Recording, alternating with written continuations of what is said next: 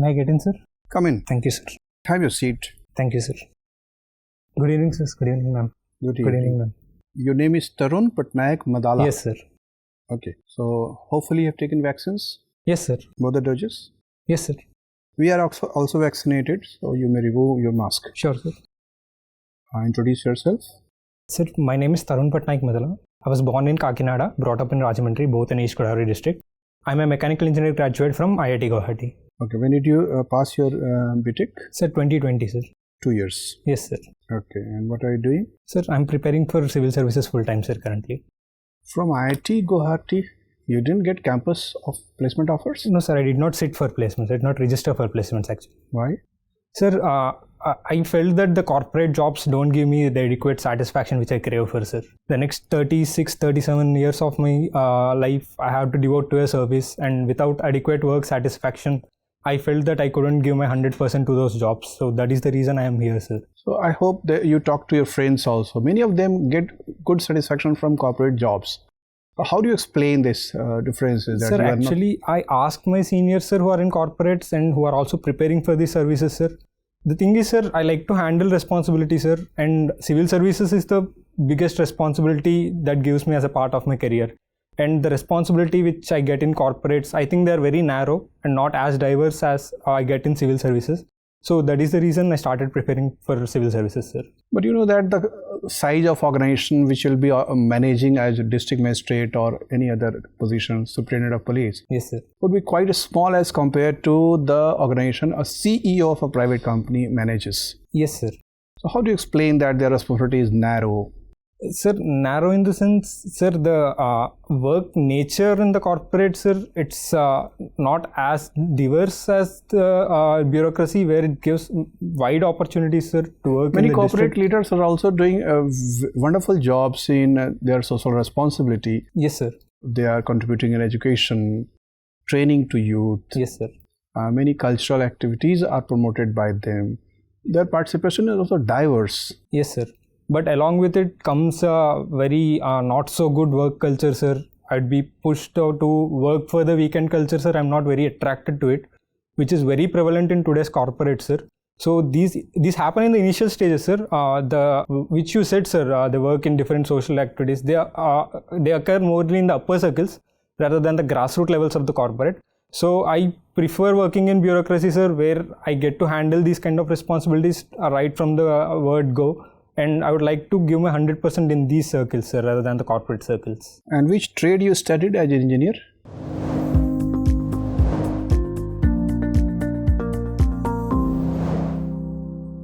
Sir, I'm a mechanical engineer. Mechanical. So why did you opt this anthropology? Sir, I went through the syllabus of mechanical engineering, sir, and it is very voluminous, sir, when compared to humanities subjects like anthropology. Due to the lockdown, I had a paucity of time. So I had to cut down some of the time I had to allot to the optional. And moreover, sir, general studies and optional, since they are subjective questions, I didn't want to shift the momentum to something like problem solving. So I wanted a continuity in momentum, so I opted for a humanities subject like anthropology. Living in Guwahati and studying anthropology may have attracted you to study closely the life of tribal people there. Yes, sir. Which tribe you got attracted to most? Sir, actually in Meghalaya, I got attracted to East Kasi, sir, because I saw while on a trek to Cherrapunji, I saw how closely they were to the nature, and the living root bridges which they manipulated trees into growing to is very good, sir. So East Kasi tribe is something I like very much.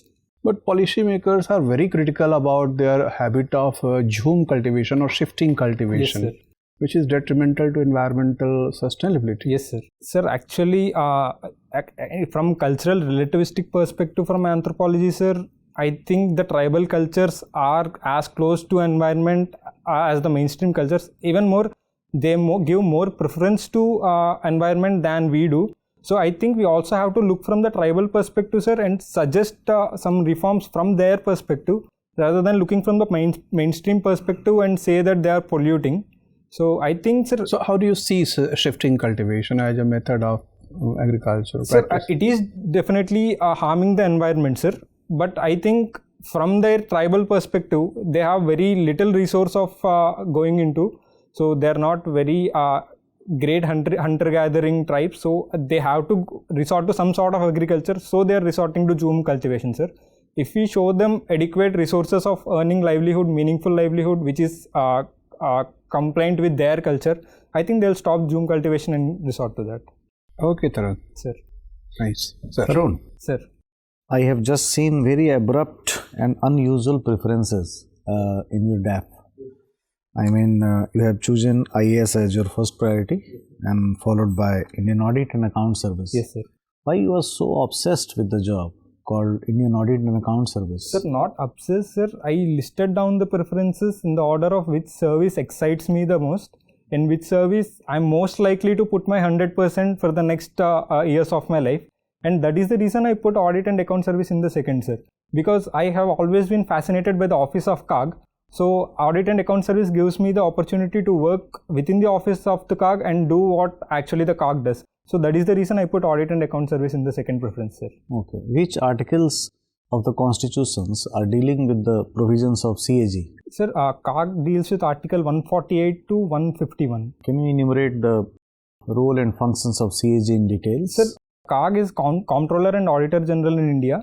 So he actually audits the government expenditure. He carries out various audits like financial audit, performance audit, and proprietary audit. And the last one, sir, which is I'm more interested in. So CAG just doesn't see whether the calculations are correct. He actually inquires into whether the performance of the program is correct or not, whether the intentionality is correct or not.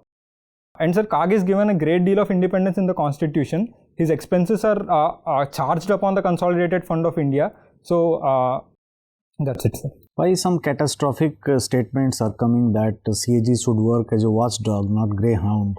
Or someone says that CAG should work like Munim of India. Why it is so? Yes, sir. I think these started from the tenure of Vinod Rai, sir, when the 2G allegations and the coal scam allegations came, when the CAG actually questioned the policy of the government, that is to allot on the first come first serve basis rather than. But we found nothing till date, till today. Yes, sir. Till date, nothing was found, sir. But I think the policy of the government shouldn't be questioned, as CAG has done there.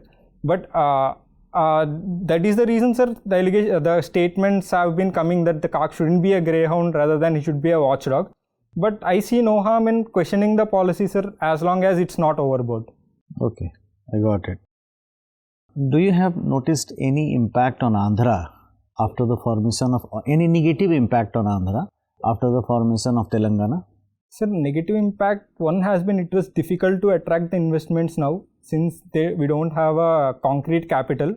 And there was a severe finance resource crunch, sir, because a large part of revenue was being contributed by Hyderabad. So Andhra was more left to both build its capital and attract investments on its own. And post bifurcation, sir, there was also inconsistency in policy due to changing of government, which is making investor confidence a bit less. Okay. Tharun, you are looking very good on various grounds, but I would like to test your leadership skill through a situational question. Sir. Just listen carefully. Just think you are a manager in a company or CEO in a company, and you have three subordinates called Mr. X, Y, and Z, right? They are very arrogant. They are very indisciplined, they don't know how to work, and they have not very good mutual or conducive relationship, right? In that situation, how you will be able to give them training regarding enhancement of efficiency and for teamwork? Yes, sir. Sir, one of the things I learned from my leadership position is the best way to bring change in teammates is showing them the leader himself doing it.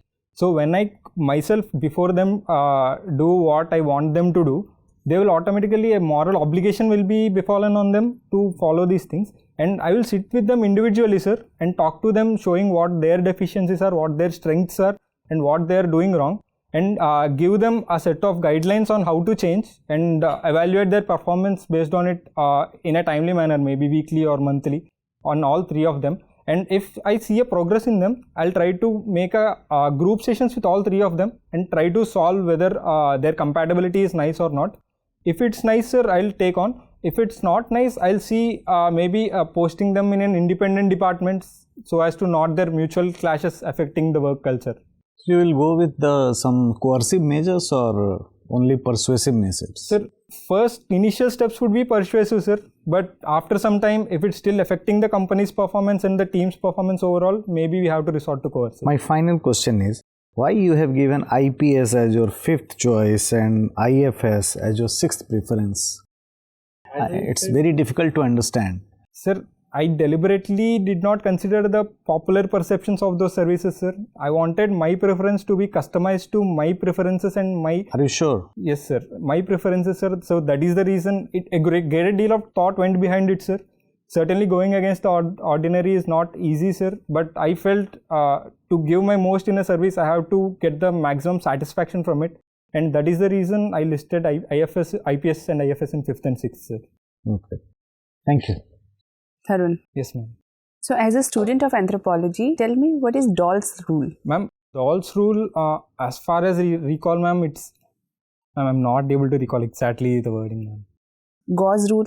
Ma'am, all three of them I'm getting a little confused. I have to revise them. Okay. So tell me, what are the various skeletal changes human body has gone through because of erect posture?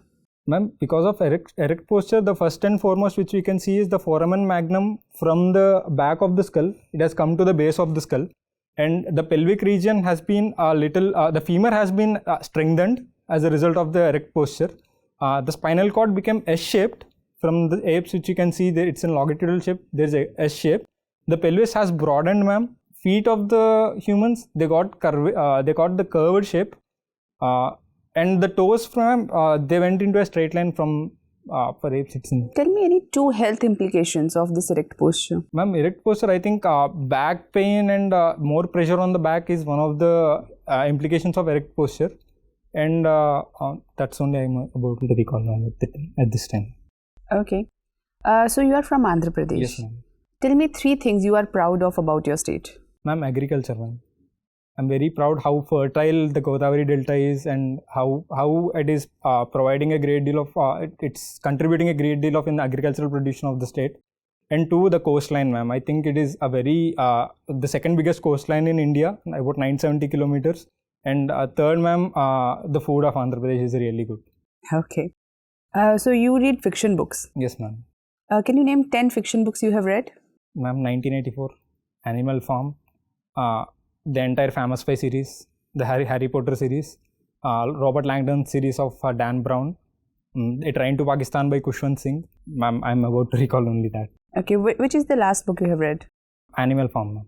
Animal Farm? Yes, ma'am. Okay. Can you tell me the writing style of Dan Brown? What is unique about it? Ma'am, what I feel unique is how he relates the realistic concepts of theology, how he links the theology into reality and creates such thrillers out of those concepts, especially angels and demons and books like that. So every page of Dan Brown, it feels like a thriller movie in itself. So that is what I most like about Dan Brown. Very true. You are also very fond of Formula 1 race. Yes, ma'am. Races. Yes, ma'am. Okay. Why do you follow this sport? Ma'am, actually, I got introduced this sport when Indian Grand Prix was happening in 2011. I fell in love with the driving of Sebastian Vettel at that time. So from then I was watching Formula 1 almost regularly. Okay. Can you tell me what are the major aspects of Formula 1 that you as a watcher has learned? Ma'am, the aerodynamics of the cars, which is very good. I think they optimize almost every part of the car. They take a great deal of, they take great care of every small detail of the car. And to the strategy, ma'am, how the strategy in a race plays so important role. Even the fastest cars, sometimes they stumble upon winning the races because they followed a false strategy. And 3, the reaction times of the drivers, ma'am, they're extremely good. They endure a lot of G-forces during the driving, and still they take split second decisions in such a short time, ma'am. Okay, my last question to you. Yes, ma'am. Who is your female role model? Ma'am, female role model, from anthropology, I would say I'm very much interested in Margaret Mead, ma'am. As I read about her, I started falling in love with her ideas. Okay, thank you so much. Thank you, ma'am. Tharun. Yes, ma'am. Recently, WHO has called upon Bharat Biotech on its good manufacturing practices. Yes, ma'am. Even while most of the population of India has been vaccinated by the given vaccine, are we at risk by any chance? Ma'am, I don't think we are at risk, ma'am. If we are at risk, I don't think the regulatory body would have Then approved. why WHO has asked to stop all the supply to you? WHO has asked Bharat Biotech to upgrade some of its facilities to the best practices. They haven't done because to do that they had to stop the actual manufacturing of vaccines. That's the reasoning given by Bharat Biotech. But I'm asking, Yes, ma'am. if there is nothing to worry, then why has UN, the supply to UN has been stopped? Why WHO has asked them to stop the supply to UN? Ma'am, I think they wanted Bharat Biotech to comply to those utmost standards, which they are currently probably not doing so. But I don't think that would have an impact on a medical impact on vaccine as such. So I don't think we are at risk. So we have nothing to worry as a population. Ma'am, we have something to worry about the practices followed by the Bharat Biotech as such. But regarding the medical vaccine, I don't think we have anything to worry about. So you have stayed both in Assam and Meghalaya. An important agreement has been done. Can you tell me something about it? Ma'am, there has been a border dispute going on between Assam and Meghalaya, between many of the bordering districts. So both the chief ministers of Assam and Meghalaya, they have come together, they have negotiated a partial border agreement where they about 80 or something square kilometer area has been almost equally divided between both of the two states. Then how come it couldn't happen in the past? What changes has been made that it became possible now? Ma'am, I think both the governments being in the NDA, Northeast NDA alliance has been some sort of camaraderie happened between both of those chief ministers. And two, I think the will of chief ministers to conclude such agreement after a long standing impasse, I think it has contributed to the agreement, ma'am. Okay. You also spoke about living root bridges. Yes, ma'am. Which species is used for these bridges? No, ma'am, I'm not aware of it. You are not aware? No, ma'am. Are these entirely man-made or are these entirely natural? Ma'am, actually the tribals there, they manipulate the trees to grow in such a way. So they're manipulated by man, but the roots itself are natural. Okay. When we see India and Australia, they look like a very similar kind of countries on various accounts. However, we both have points of convergence and divergence. Can you list me the current points of divergence and convergence for both nations? Ma'am, convergence, one thing is Australia as a white nation is more inclined towards West, where India follows a very balanced policy between West and the East. And two, India is historically a major player in the Indo-Pacific, where Australia is aspiring to come to the level of India in the Indo-Pacific, especially with the agreement with USA. And Indian, that's only Which are the parts in AUKUS? Australia, UK and US, ma'am. And India is not there. India is not there. India has a quad. But you told me that Australia is not as strong when we speak of Indo-Pacific. Yes, ma'am. Australia is aspiring to be as strong as India currently because they are also acquiring nuclear submarines. Okay, thank you, Tharun. Yes, ma'am. Tharun? Yes, sir. How are you comfortable? Yes, sir. Okay. I'd like to remind, because you are in Delhi right now. Yes, sir. Sitting in Delhi. Yes, sir. In 2012, something happened which created national outrage in the country. Yes, sir. A medical practitioner was brutally gang raped by few men. Yes, sir. The accused in that particular crime didn't stop there. They took an iron rod, inserted that iron rod into the genitals of the woman, rupturing the whole intestine, threw her body on the streets of Delhi. Yes. Now, after 2012, my question to you is, what has changed when it comes to women empowerment in India?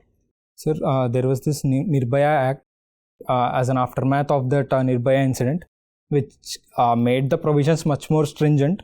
I think women now, sir, are more vocal about their problems. We are also talking about taboo topics like marital rape openly in forums, which is a good sign, sir, but there's still a long way to go. It's unfortunate that we are considering to be called as modern democracy, but women's, by and large, is again and again subjected to such atrocities. Now, suppose you are a district magistrate in one of the districts in India. What steps you would like to take to ensure the safety of women by and large? Sir, one thing, sir, currently in Andhra Pradesh, there is a Disha system for the safety of women. Sir, one thing, any district, sir, I would implement some kind of that system in my district. And two, sir, I would give space to women to openly come and give their grievances without any concern, maybe anonymously or with name. So I think when the district magistrate himself is hearing those grievances and actually attending to them, I think it will make a lot of difference in the district, sir. But what is wrong with the fundamentals? Why these things are coming up these days? Sir, I think it's also a cultural history. We have been patriarchy for a long time, and suddenly when there is a liberal change of women empowerment, I think there is some negative reaction to that change, sir. In that friction, maybe these things are happening. But once we get people to accept the change and that women empowerment is a thing, it should happen. It is not something new. It is not something backward also. It is something forward, which is good. Sir, I think these negative reactions will die down themselves. Fair enough. Considering the situation that you have stayed close to 4 years in Assam. Yes, sir. What are the reasons that is actually, Assam has been in news for a variety of reasons. One reason is insurgency. Yes, sir. From close to 50-20 years, Assam is actually boiling up. Even after Karbi Anglong Pact, many people are actually talking about taking established security measures. Yes, so sir. what is wrong with the security? What is wrong with the Assam as far as the administration is concerned? Sir, there is a lot of diversity in Assam, sir. I think administration has not been as compliant, as accommodative to those diversities as the tribes there would have liked, especially in the Bodo Council, Karbi Anglongs. It is difficult to satisfy all the communities at the same point, sir. So administration should have been much more proactive in accommodating the grievances of those tribes. Accommodating the grievances of the tribes is the only reason that why it is happening there? Or there is some other elements involved in it? Sir, other elements are these insurgents. They are very strong in the grassroots level, sir. A number of people I have spoken to, they have some sort of soft corner for these insurgents. Maybe due to the employment issue, economical issue, or whether there are cultural reasons. But once this soft corner is addressed, I think the insurgency will get reduced. Fair enough. One question that because you have stayed in Northeast, and that's an obvious question to be asked. Why do you think that the development of Northeast has been ignored? Was it a deliberate ignorance by the government? Or because if you compare it with the mainstream land, you cannot compare it on any front, be it educational, be it developmental values, be it any of the parameters, you cannot compare it. So what is wrong with was it a deliberate ignorance on the part of government? Sir, I don't think it is a voluntary or a deliberate ignorance. But the thing is, sir, in Northeast to have development, I think there should be much more money rather than from the mainstream. Because for the development to happen, they have to counter the insurgents and then have the development through rough terrains, be it roads or something, sir. So when a road is laid out, the insurgents obviously come and start extortion from the contractors. So there is a bit of friction going around there, sir, to face all these problems. So there has been more focus on the mainstream, but I don't think it's a deliberate attempt from the government to ignore the Northeast. That's all from us. So, Tharun, one of the fundamental rights is to conserve the culture. Yes, sir. Every citizen of India has got the right to conserve its own culture and propagate the culture. Yes, sir. But some of the provisions of fundamental rights themselves are contradictory to the cultural traditions of the past. Yes, sir. So how do you explain these two? Sir, I think conserving the culture is a right from the majority, sir. I think it is the right of minorities to follow their practices without getting influence, be it religious minorities, linguistic minorities, or the tribes. But when the culture turns discriminatory, sir, I think the fundamental rights have to take precedence over the culture. As they say, sir, my right to swing my arm ends when some other person's nose starts. If we extend this to understand the situations of many tribal cultures, Sir. There is a provision in the constitution itself that unless the president has given prior approval, some laws would not be applicable in the region of tribal people. So as their culture is preserved, yes, and continued. So do you think that the fundamental rights also needs presidential approval in those regions? Sir, as far as the customary laws of the tribes go, sir, I think as a student of anthropology also, I think it is better to have customary law of tribals take precedence in those areas. But when it comes to extreme forms of violence, sir, when the administrators are themselves a bit aware of anthropological concepts, they will able to identify which are the extreme cases of lawlessness in tribes, sir, if there is. So their fundamental rights, I think they can take precedence, sir. No, my specific question is that whether the fundamental rights, the laws of fundamental rights are automatically applicable in scheduled areas, or presidential approval is required first? Sir, as far as I remember, they are automatically applicable, sir. Okay. What do you understand by fiscal policy? Sir? Fiscal policy. Sir, fiscal policy is the policy of the government in expenditures and revenues which they present in the budget every year. Okay. Only expenditure and receipts? It's the entire budget actually, where the government is spending, how much it is borrowing, how much it is spending in the economy. The entire stuff comes under fiscal policy. What about borrowing programs of the government? If government is taking loan, will it be part of fiscal policy? Sir, I think it will be part of fiscal policy, and it can also be term of medium-term fiscal policies and long-term fiscal policies as how the borrowing. When the budgetary documents discuss or mention about medium-term fiscal policy, they refer to which period? Sir, medium-term, as far as I remember, sir, it goes to something like 3 to 5 years, as far as I remember. 3 years to be more specific. Okay, so between fiscal policy and monetary policy, which policy do you think is more effective in managing the economy? Sir, in managing the economy as a whole, sir, I think fiscal policy is more competent in managing the economy as a whole. But if we take specific parts like inflation or liquidity in the economy, I think monetary policy takes precedence there. So now that inflation is exceeding the desirable limits or targeted limits of 6%, should we attribute it to failure of monetary policy or failure of fiscal policy? Sir, I think it is definitely not the failure of monetary policy, sir. Of course, it is not total failure, but partial failure will have to be accountable to that. We should concede that. Yes, sir. Partially maybe, sir, but RBI, the Monetary Policy Committee, it hasn't got much room to wiggle, sir, when there are oil prices rising and there is import-induced inflation. So they cannot crunch the liquidity in the economy in order to which will stifle the growth, sir, in order to cut the inflation. But I think it is a result of more external factors and also some of the internal factors, which I think monetary policy may not be very responsible for that. But fiscal policy also... See, this is a very old mindset. Since ancient times, Indians have a habit of blaming the foreign forces for all their internal failures. Isn't it? Yes, sir. But I'm not saying it's complete foreign thing, sir. There is also some... Maybe, sir... what do you understand by accountability? Sir? Accountability. Sir, accountability should be there in the government, sir. Accountability is the responsiveness of the official or the government to the people itself. So, accountability is certainly needed in administration, sir. Do you think the Sri Lankan government is behaving in an accountable manner nowadays? No, sir. In my opinion, sir, I don't think they are very accountable at this stage. They haven't been accountable for some years, sir, but now... Why crisis has erupted there? Sir, it is, sir, from the past decade, if we see, sir, the earlier Rajapaksa government, sir, it was tied, its hands were tied after the IMF loan. It couldn't go for an expansive fiscal policy. It has to cut down its borrowing. Next, the Easter bombing, sir, they stifled the tourism and the imports. They have also blamed foreign forces. Yes, Pakistan government has also blamed foreign forces. Sir, I think... Which means foreign forces are so dominating the South Asian countries that we cannot claim to be fully sovereign region.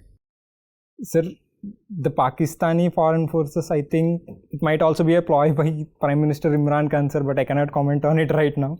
But the Sri Lankans, sir, sometimes you can see there is also the Chinese loans which have been extended, which might contribute to some extent, but the fertilizer ban and the rest of the things, the Easter bombings and the tax cuts which they have given, the reduction of VAT limit, I think they are self-inflicted.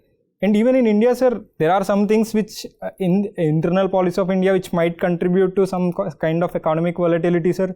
But the oil price and other things. Okay, my final question. If you are made Prime Minister of India, yes, sir, for 1 month, which major change you would like to bring about within a month? Sir, within a month, sir, the foremost change would be, sir, infuse accountability. I would more go to the people and ask them what they want rather than sitting in... How do you ensure accountability in governance? Sir, accountability, sir, from the grassroots levels, social audits and other things can be happening, sir. But if we have regular inspections and ask officers to go to the people, take more grievances, sir, automatically the accountability will arise. When an officer goes into the people, and sits with the people, he will automatically understand the grievances of the people and will be able to address them, sir. I think enforcing accountability, sir, and responsibility will be my first priority, sir. Nice talking to you, Tharun. Your interview is over. You may go now. Thank you, sir. Thank you. Thank you, sir.